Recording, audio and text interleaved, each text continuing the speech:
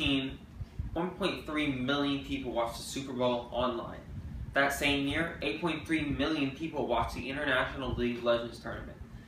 It shows that esports is growing, and it's definitely something to be reckoned with. League of Legends is one of the biggest esports games out there. There's tons of them, but League of Legends is probably the biggest. League of Legends dished out about $85 million worth of prize money last year, according to Newzoo. Esports is it's building and it's growing. There's lots of young players getting into it, the next generation. And it's definitely something that ESPN and other sports companies should be interested in. According to the Super Data research, over 70 million people watch esports every month.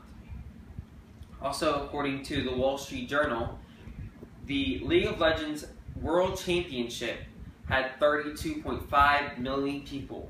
That was more than the World Series and the NBA Finals that year.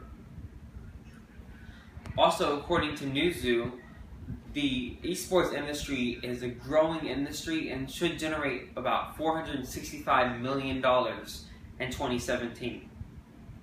Esports it's growing and it's growing, and there's a lot of games, especially Call of Duty. Call of Duty, every time they have a tournament, they have at least 100 concurrent viewers at one time, especially during the finals where it can get up to 200,000. Usually the viewership across the entire tournament is somewhere around 7 million, especially in the World Championships, Call of Duty Championships, where it can get up to 7 million concurrent viewers. Now, Call of Duty is one of the smallest esports out there, but it's still certainly very big. Another esports game is Dota 2. Now, Dota 2 and Call of Duty have been at the X Games. Call of Duty has been there twice, and Dota 2 has been there once.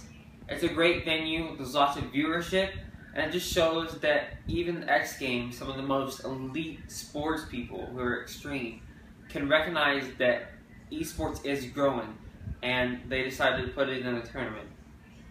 Now, there's some speculation around the Olympic Committee.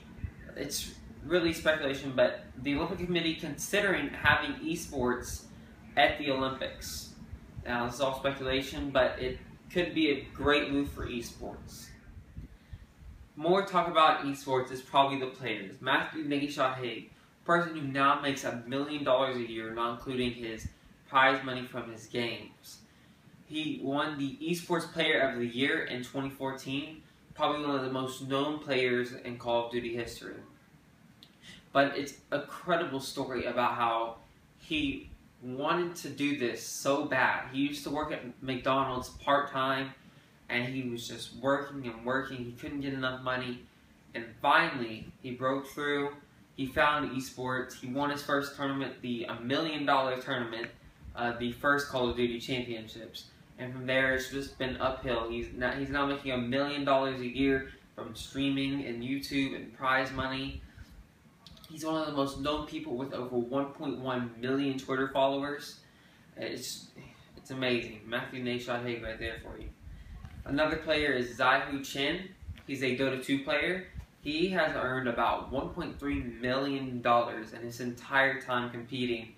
And that's also not including money from streaming and YouTube videos. He's a very known Dota 2 player. A lot of the Dota 2 players are from the Asia Pacific area, just because that's where a lot of people play it and that's where the game originated.